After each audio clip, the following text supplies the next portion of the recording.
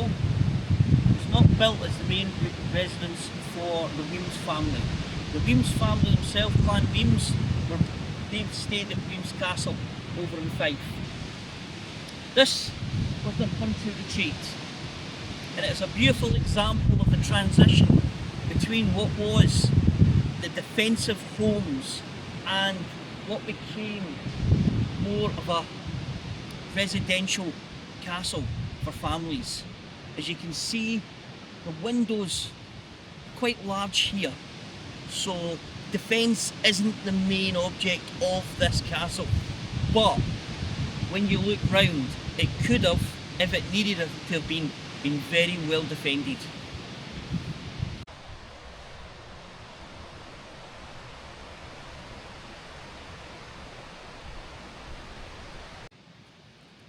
So Elcho Castle was actually built as the family's retreat home, so it wasn't their main place of residence, it's where they came for some peace and quiet. And who were Elcho, Earl Elcho? Well, they were actually the heads of the Wemyss family, and they have their place way back in Scotland's history. They're mentioned in the times of Mary, Queen of Scots.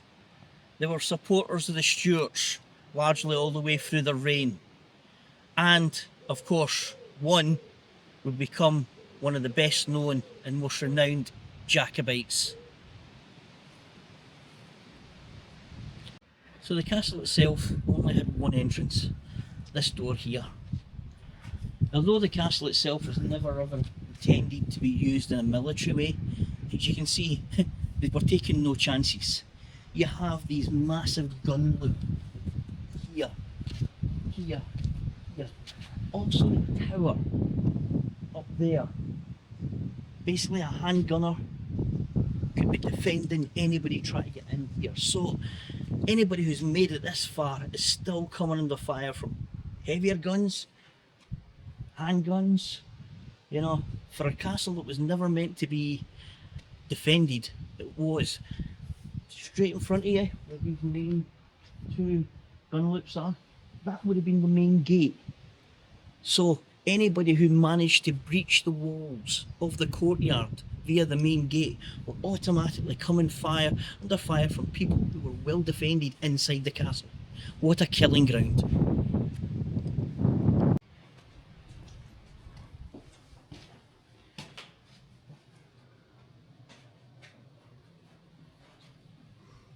Gun loops over this side as well. Look at this yet. Ah, yeah.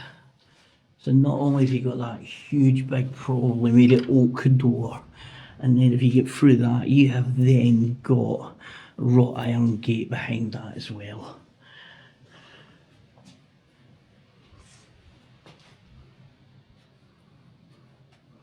Again, even getting in here, the gun loops is still be protected from what would have been another massive door here.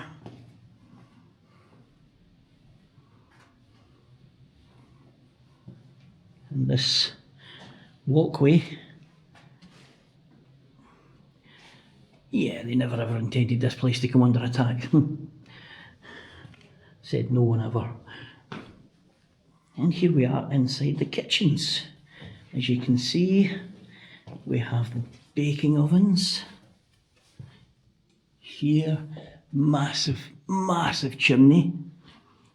So you would have had blazing fire going on here. There would have been a massive fire here.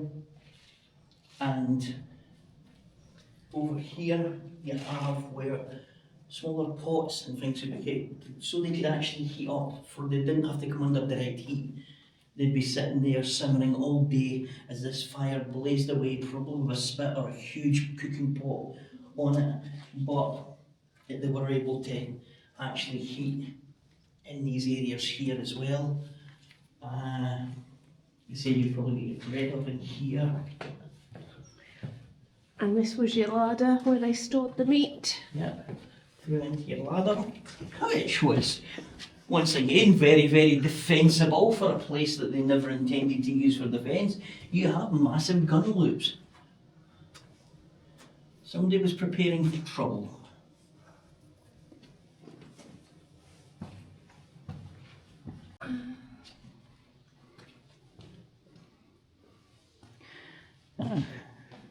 So what you have here is a room down in the kitchens area, down in the serving areas, and what you have here is a small staircase which would allow the servants to go up to the respective other floors without going through the main part of the castle.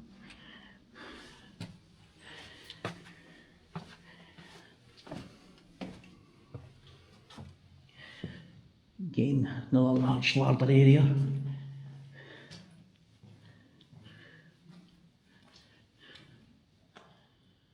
Another storeroom, again with gun ports, gun loops. It is a great castle.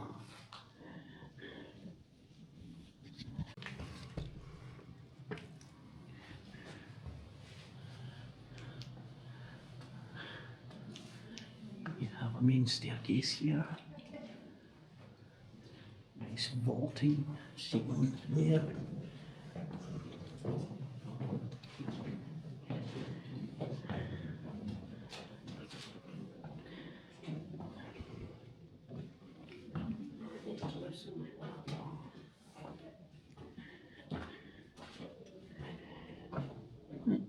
Staircase up to the upper floor, and here we have the main dining room, the main hall for the castle.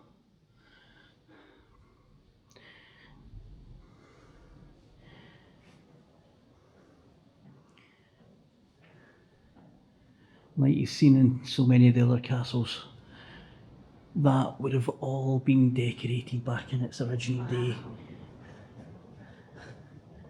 Magnificent big fireplace.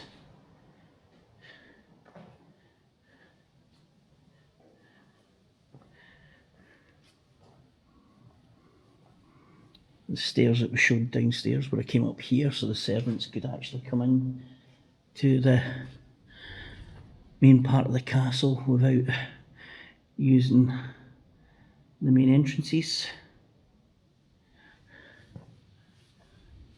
And this would have been the main bedchamber for the earls themselves.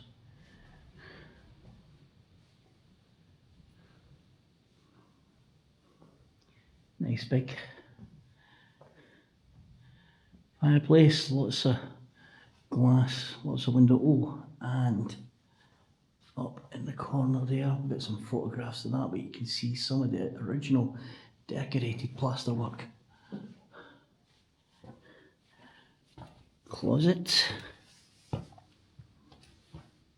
And of course the all-important ensuite toilet.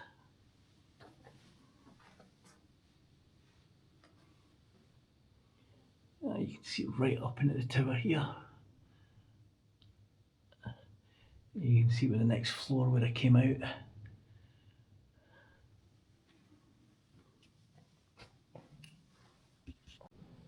So the Wemyss family, or the clan's Wemyss, have been around, first noted in the 12th century. David Wemyss and his brother William Wemyss and his brother would be sent as part of the Scottish envoy to bring the Maid of Norway to Scotland. They signed the Ragman's Roll.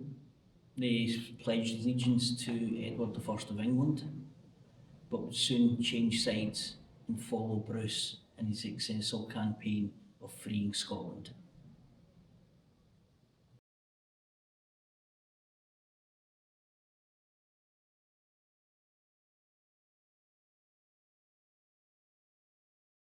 The Wemyss would support the Bruce family till the times that the Stuarts would take over the throne. They would become loyal supporters of the Stuarts, supporting the likes of Mary Queen of Scots and of course Charles Edward Stuart as he arrived in Scotland in 1745. If the fact that they became Earls had not proved the importance of this family in Scotland's story, we were also involved in the marriage of James VI of Scotland, and who would become the first of the United Kingdom. They were heavily involved in his marriage.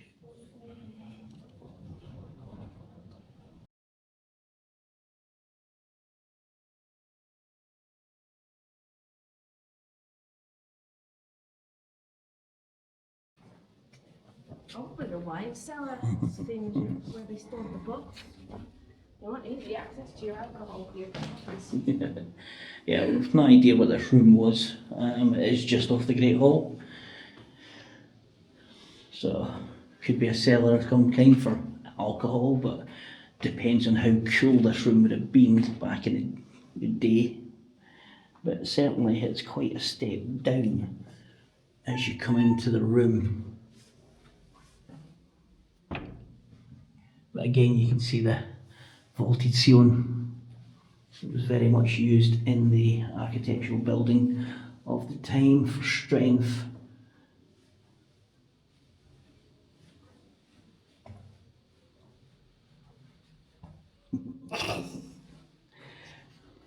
Can I get out now? Can I be coming in the out? Here in the Great Hall, there's actually no shortage of staircases. So you've got the one over in the corner there, which would have been coming up from the servants' area, bringing up from the kitchens here. After your main staircase here, there's another one that heads up to the next floor, the guest wing, and another one over here as well. Very unusual to see so many staircases. Which one shall we go up? Now let's take this one, seeing it's next to the main staircase. So this is probably one of the staircases that would be for the guests and the higher nobility that would be seeing to the here. So this is the tower area here, and you can see there was another floor above us there, which we'll investigate. I think it goes up to the roof anyway. But here we have another, for a guest room in a castle, this is quite substantial, and it has, unusually for most guest wings and floors above, it has ensuite toilet. So yeah, they certainly like to look after their guests or their immediate family who are coming to stay with them. We're actually getting all the luxuries that could be provided at the time.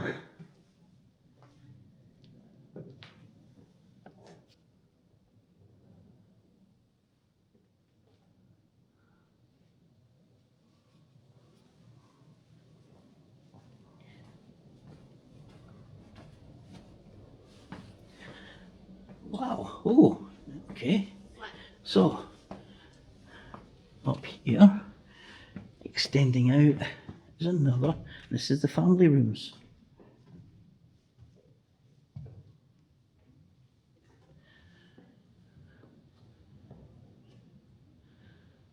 So the families actually had their own large room they didn't have to use the Great Hall itself. You had this area. Yeah. It's again servants' quarters, servants' area staircase. Could bring you up here.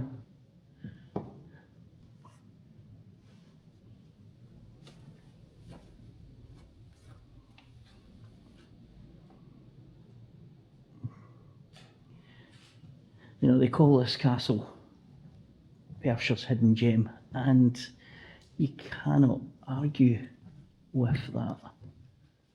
An absolutely stunning building.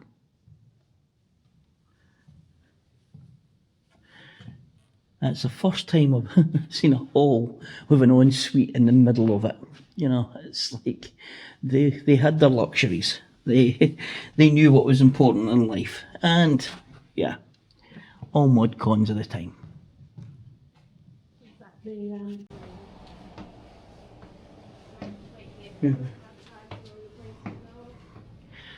So up here, and we can look down into the family room.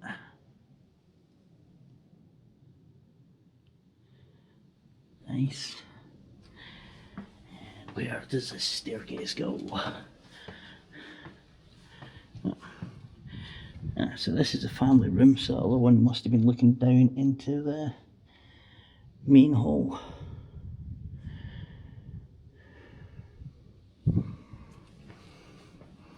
And again we can continue up. Another toilet. Thank goodness, I like the toilets here. And down into the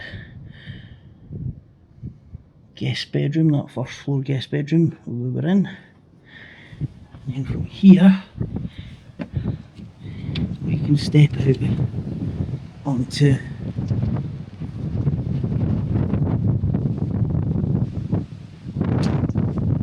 the roof.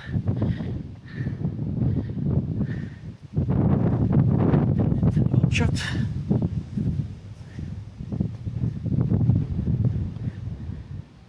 Perthshire Hills towards Perth.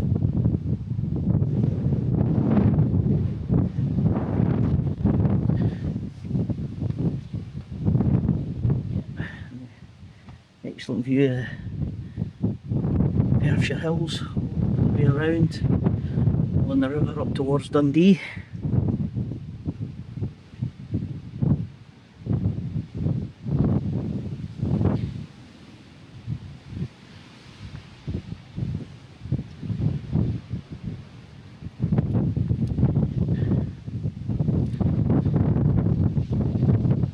See the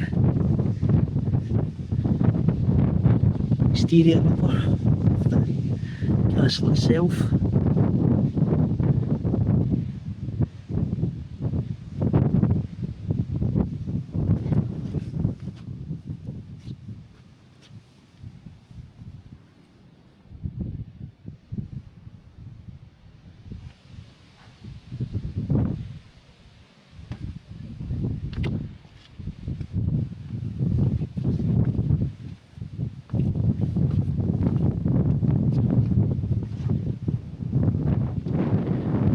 So, it's a great place to show you here. You can see the remains of one of the buildings at the side of the courtyard, and roughly where the cottage is there would have been another one there, and your main gateway would have been roughly where the entrance hut for the property is now. Let's see what else there is to see in the castle.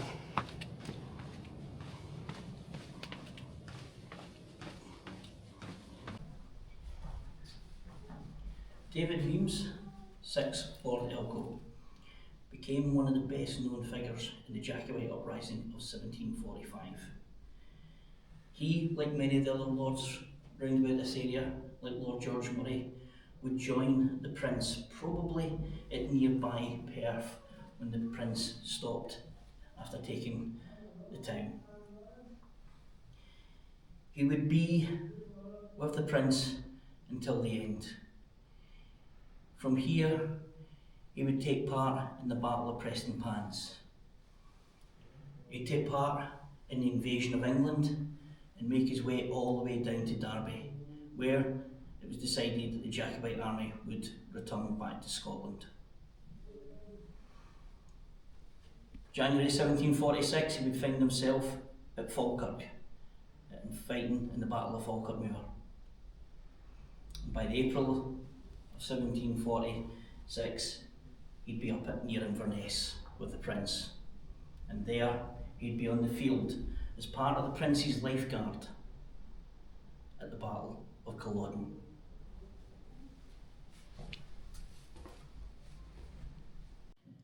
After Culloden, like many of the Jacobite officers, he would have to flee the country.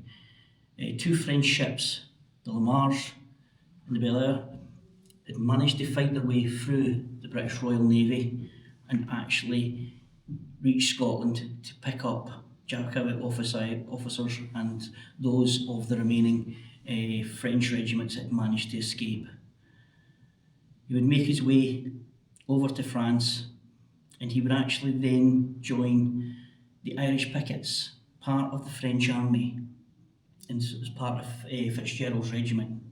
He would then go on to become a colonel of the Royal Écossais, the Scots who were part of the French army and usually part of the French Royal Bodyguard. He would also take part in the 7-Year War as part of his duties to the French army. He spent a lot of his time moving between France and Switzerland, and he would eventually die in Paris without ever seeing his homeland again.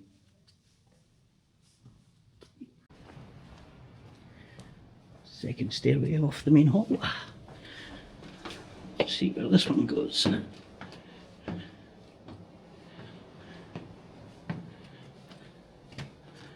And another room. Oh, so many rooms. They certainly like to have their guests here. I'm guessing another ensuite toilet, yes. Maybe not quite as big as that first room we went into, but it's still just off the main hall.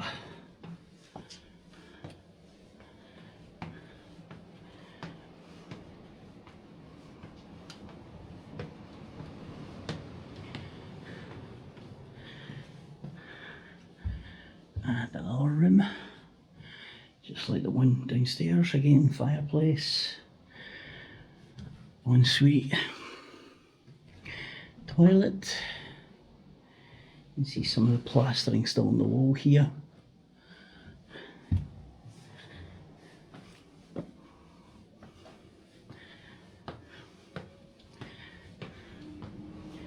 And again, up. And another room. Again, same facilities again, nice fire in the corner, lots of windows, ensuite.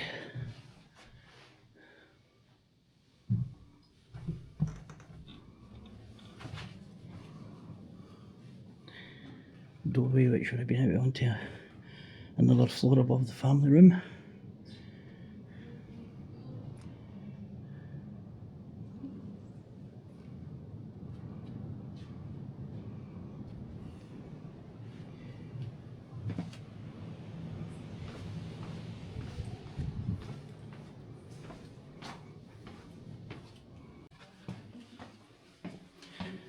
So this bit here comes off the servants'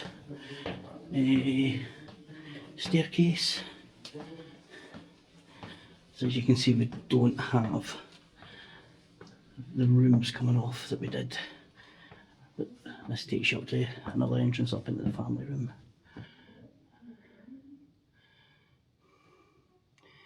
You can see over in that corner there another bedroom just off the tower there.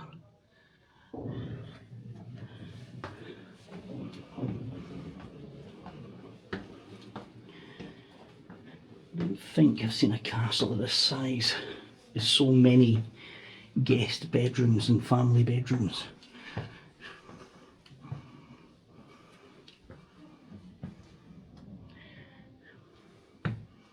Or so many toilets for that matter. Again,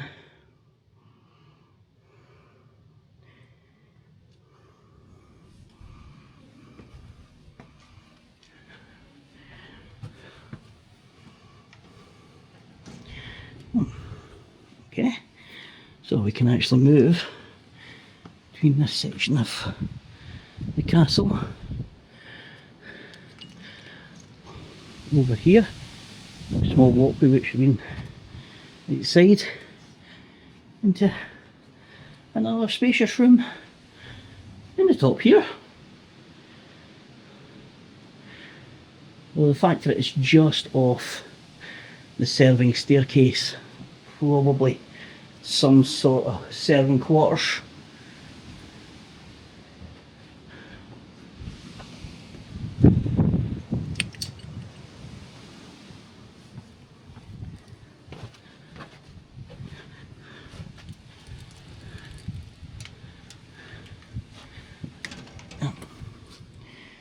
And across here. Again, similarly here, probably what was a servant's bedroom. Up off the staircase and then across.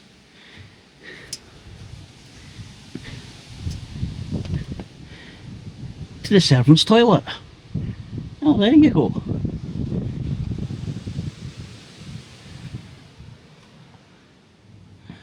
So whoever the servant was in this room was important enough to have their own toilet.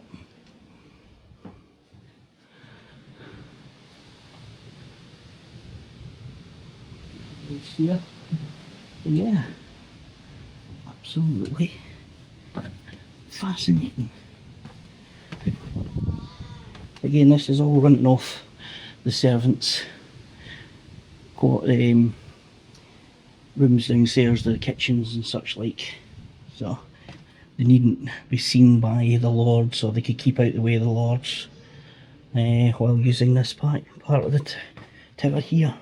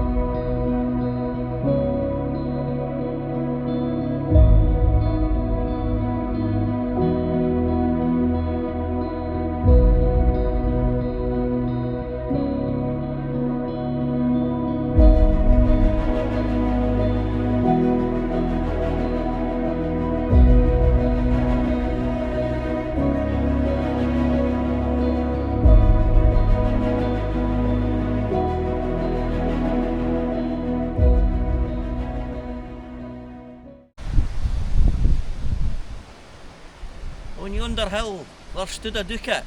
It's no there now, 'cause... Cut!